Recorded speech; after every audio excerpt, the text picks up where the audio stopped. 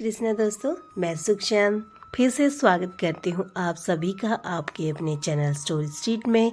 आज हमारा गीता अध्याय का दिन 27वां है।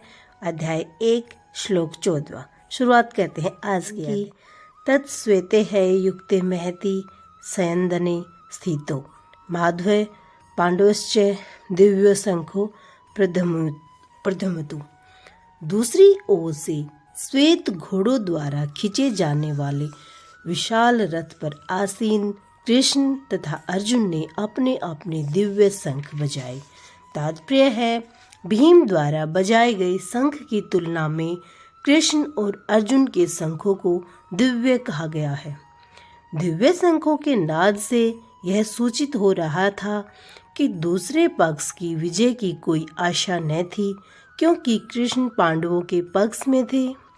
जैसे तू पांडुपुत्राणाम यशाम पक्षे जनार्दन है, जय सदा पांडु के पुत्र जैसों की होती है, क्योंकि भगवान कृष्ण उनके साथ हैं।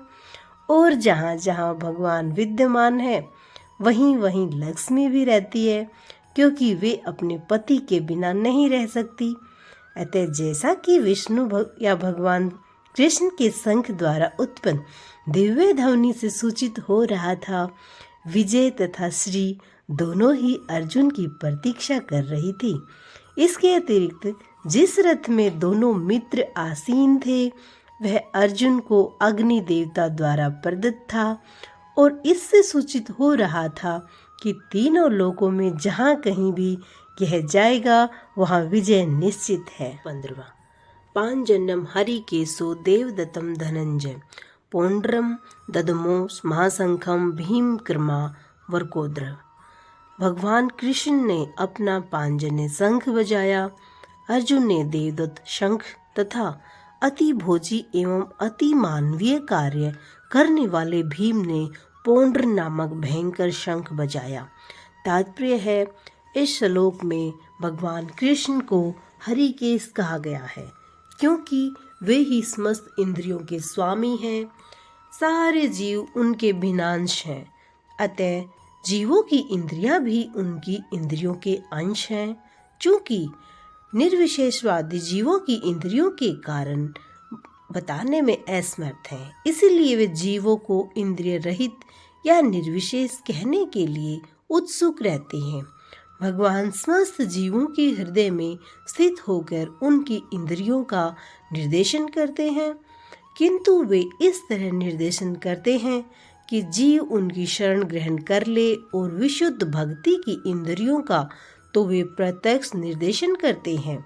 यहाँ कुरुक्षेत्र के युद्ध भूमि में भगवान कृष्ण अर्जुन की दिव्य इंद्रियों का निर्देशन करते हैं, इसीलिए उनको हरिकेश कहा गया है। भगवान के विविध कार्यों के अनुसार उनके भिन्न भिन्न नाम हैं। उदाहरणार्थ, इनका एक नाम मधुसूदन है, क्योंकि उन्होंने मधु नाम के असुर को मारा था। वे गोवों तथा इंद्रियों को आनंद देने के कारण गोविंद कहलाते हैं। वसुदेव के पुत्र होने के कारण इनका नाम वासुदेव है। देवकी को माता रूप में स्वीकार करने के कारण इनका नाम देवकी नंदन है। वृंदावन में यशोदा के साथ बाल लीलाएं करने के कारण ये यशोदा नंदन है। अपने मित्र अर्जुन का सारथी बनने के कारण पार्थ सारथी हैं। इसी प्रकार उनका एक नाम ऋषि के हरिकेश है, क्योंकि उन्होंने कुरुक्षेत्र के युद्ध स्थल में अर्जुन को निर्देशन किया। इस श्लोक में अर्जुन को धनंजय कहा गया है, क्योंकि जब इनके बड़े भाई को विभिन्न यज्ञ संपन्न करने के लिए धन की आवश्यकता हुई थी, तो उसे प्राप्त करने में इन्होंने सहायता की थी। इसी प्रकार भीम वरकोदर कहलाते हैं, क्योंकि जैसे वे अधिक खाते हैं उसी प्रकार वे अति मानवीय कार्य करने वाले हैं, जैसे हिडिंबासुर का वध।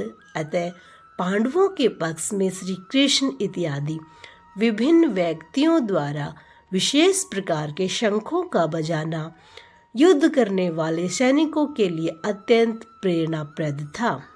विपक्ष में ऐसा कुछ न था, न तो प्रम निदेशक भगवान कृष्ण थे, न ही भाग्य की देवी श्री थी, अतः युद्ध में उनकी पराजय पूर्व निश्चित थी।